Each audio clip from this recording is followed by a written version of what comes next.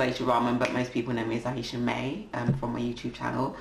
I left the UK in August of 2020, and I left because at the time I just had enough. I was over it.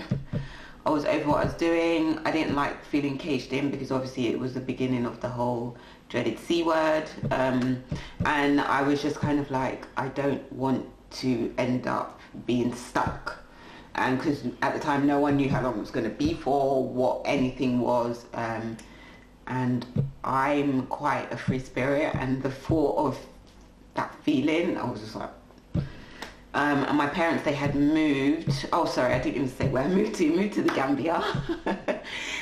My parents, they had moved about 18 months before that, so they were already like sorting themselves out there. They had bought some land and were starting to build.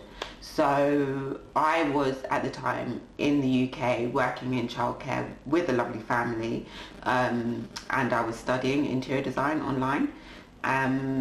And I just thought to myself, it just makes so much sense to just move there. I can help them with their property. Sorry, excuse me. I can help my parents build their property. It can be like my first free project, and just take it from there. So yeah, I just, to be honest, just made the decision like super quick. Like, it wasn't pre-planned. It was just very much like, okay, I'm gonna hand in my notice. I can't remember how much notice it was at the time. I think maybe a month, something like that, 4 weeks or something like that. And I booked my ticket and I left. Like, packed up my things, had that shipped over. That came over sometime after I got there. But yeah, just packed up and left. There was no plan, if I'm honest. No plan whatsoever. I decided to pick up my camera and start recording as well.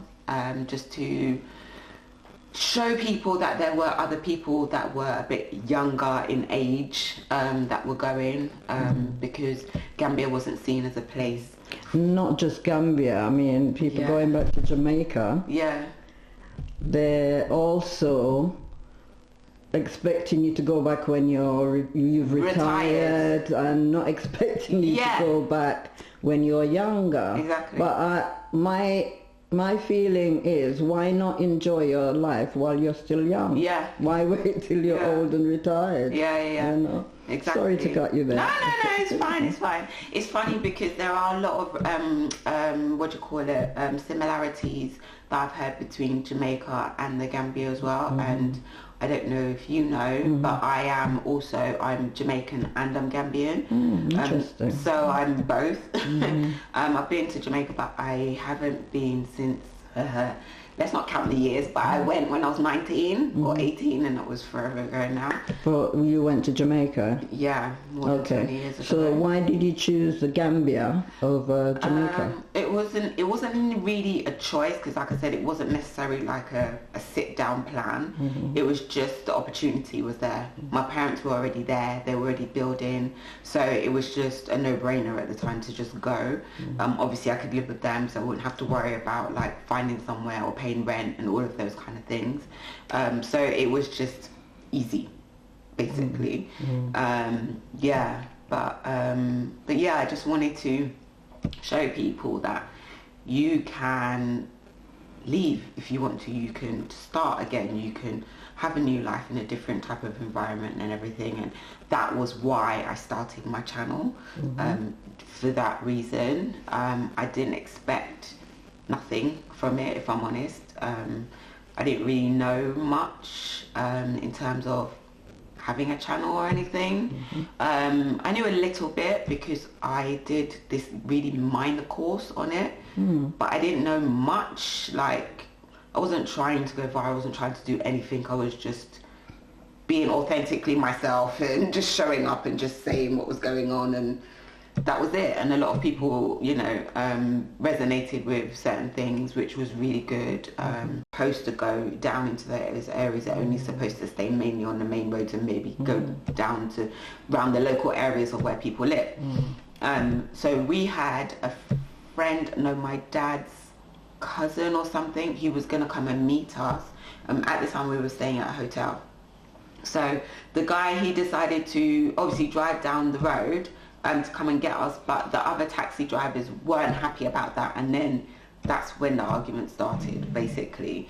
And I was just like, he's our family, and the guy wasn't listening. But then, to be honest, it's not just I had a misunderstanding. He was being very ignorant, because he didn't want to listen to me. And then certain men in Gambia, not all, certain men in Gambia don't like to listen to women. So, and then I was screaming my head off to be the one that I wanted to be heard, because I was like, I don't know who you're talking to, you're being out of order. But that put a dampener for, I don't know, maybe an hour or so. But I was fine after that.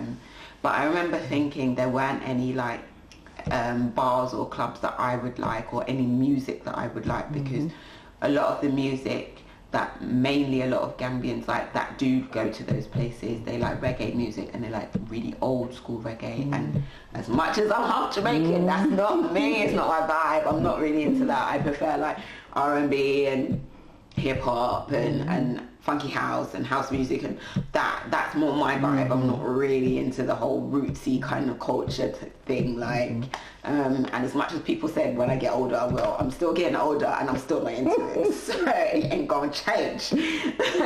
but yeah, so I remember us being taken by certain because my parents had gone beforehand, so they had met two younger boys. So they would take us to certain places that they would go to, and I remember thinking, this is just not a bit of me. Like, there was too many men. It was too basic for me, like, and that's no disrespect. I'm always saying on my channel, I'm not trying to be disrespectful, but I like to be honest. Yeah. So, like, it was just wasn't my vibe. I like a more luxe vibe, something a bit more, you know, not class. I really sound so off-key, but I just like something a bit more aesthetically pleasing for my eyes. Yeah, and for me it just wasn't. And like for some people, they prefer like the more, you know, just kind of basic and just the bar. They're not really bothered about like what everything else looks like, and that's fine, there's nothing wrong with that. But I just wasn't feeling it, and I was just like, it's not really my thing. There's too many men are smoking and drinking, and I'm not into the smoking. And again, not bothered about it, just don't like the smell. Don't like the smell of any kind of smoke. Don't like it. Even though I've been brought up around it, don't like it. So yeah, I remember thinking, I don't really think there's going to be anything that's really for me, or seeing anyone that was kind of like how I am. And then I remember being taken to like a local shop and being like, right, is this all they have? They don't have like... and when I say local shop, sorry, I'm talking as if you know. When I say local shop, it would be like literally like a hole in the wall. And then they would have their wares and things in there, you know, up on the shelving that they have behind them. And I was like, right, is that all that they have? So those kind of things, I suppose, was a cultural shock. Until I think I went another time and I met somebody else at one of these reggae rootsy things that my parents used to go to, and then he took me out, and then he showed me a different side to Gambia. So he took me to like, say, the more kind of touristy bars that I preferred, and the music that I liked, and I was like, oh, so they do have this side of Gambia, you know, they do have the more upscale. Like, the thing is, I don't mean to be like, I'm not trying to level people, because I don't care where you come from, who you are, nothing. Like, I talk to anyone and everyone, it's not about that. But just, you know, when you have different types of places that you can go to and different kind of experiences, that's all I'm talking about. Yeah, so basically when he showed me those kind of things, I was like, oh, okay, this is more my vibe. I like this kind of music, and, you know, this kind of environment where there's a bit of AC, there's, you know, a bit more like cocktails, and like, that's my vibe. I'm not a beer drinker, I don't like beer, and it's not, you know, it's kind of like if you go to a pub and then you can go to, I don't know, like a more kind of upscale bar or something. I'm more the upscale bar, I'm not really a pub person, so it's just more like that kind of thing. So yeah, and then it opened my eyes to a totally different side to Gambia. And then the more I would go to visit my parents, we found supermarkets, and like, it's like, oh, so it's like there's two different sides of Gambia, and you can enjoy both sides, because there are more, again, like the sort of kind of more pub, not pub vibe, but more local vibe, and there are places that I like to, that I go for that, and then there's other places that I go to that are more like upscale, that I'll go to for that as well. But then it was like, once I found out the places that I like to go to, then, you know, it was a no-brainer. But it was kind of like, with Gambia, if you know somebody, if you know somebody, then that's how you get to know things, because the more people will tell you, they'll tell you, oh, there's this place, or there's this, and there's this. It's word of mouth. That's how you find out about things. But yeah, I suppose it was a culture shock, coming back to your question. So why did you decide to come back to the UK? So after being there for just almost 5 years, I started to lose inspiration when it came to my interior design, and even just in terms of Gambia itself. Still love Gambia. Gambia has my heart, right? But the rose tinted glasses had done come off from ages ago now, and I knew the reals of Gambia, and like I say, Gambia is still beautiful, but realistically I knew that I wanted to push myself further when it came to my design, and there was no way I could do it there. It just wasn't going to be possible. Also, I've been in a long distance relationship with my partner for some time, so the both of us, you know, spoke, and he was saying, let's come back to London. So it was a decision that we both kind of made. Initially, I was actually going to move to Spain, because I didn't really want to come back to London, if I'm honest. Not because of anything, well, actually I suppose it is. It's like the systems and stuff. I didn't want to get trapped in the whole systems and like, you know, the debts and the this and the that, and I was just like, I don't want all of that again. And then the weather, like, please, the weather. Don't go there. You know, I'm very much a person that loves warmer weathers, warmer climates. It doesn't have to be as hot as Gambia all the time, because sometimes that is a bit much. But I prefer that. At least it's more predictable. I know what I'm wearing every day, like the constant not knowing what to wear this, wear that, blah, blah. But then again, in another sense, I love clothing and styles, so then I kind of like that, because then I have different things I can wear, and I can buy this, and I can blah, blah, blah. So, but yeah, it was just kind of like, initially I was like, I don't really want to go back to London. I just want to have a nice, stable living environment. I don't want it to be too much work, and I don't want it to be too much lax time. I just want a nice, you know, I want to be in an environment where it kind of levels out. Whereas in Gambia, sometimes it can too much lax, and then, you know, it depends on who you are as a person as well, because I know a lot of hard-working people in Gambia, like seriously. But yeah, so I came back because I knew it would be the best place for me to further my career. I couldn't do that in Gambia. The materials, the know-how, the everything just isn't there. And unless somebody has like a very big budget, there's no way that I can design what I really want. And obviously what my client wants. But what I would really love to design is not really possible, or I'd have to, you know, find creative ways of trying to get that design, which I have done that a few times. But I was hankering for creativity, even just going to museums. Miss that.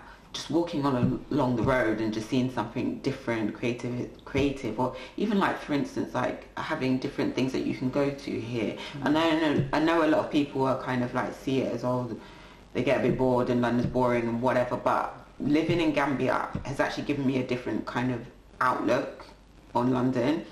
I also feel like I still kind of feel like I'm new. I feel like I'm still, like I'm a tourist almost. I'm still relearning everything. Like, to me, London is so different.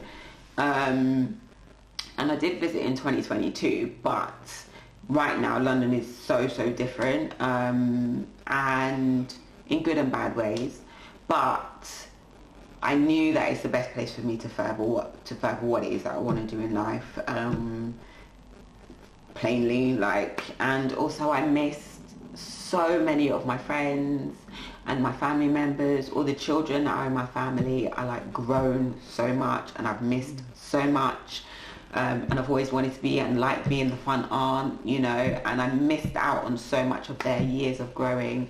So it's been so nice to rekindle and get back to my friends. And, you know, even I've been away for so long, it doesn't necessarily feel like I've been away for so long, which is beautiful. So yeah, it was just kind of like, it was time to come back. I felt like my time in Gambia had come to a close. Not saying I'm not going to go back in terms of, you know, visiting and things. In terms of living, I can't see that happening, but I don't know. Because to be honest, I remember making a video on my channel and saying, why are people here in the UK and what are you doing here and blah blah blah with my big old gums. But you know, I've eaten my words, I've come back. But I feel no shame in that. I don't feel like it's gone back. I feel like I'm come back to go forward. Yeah, so that's okay. all. Yeah. Well, thanks for sharing with us.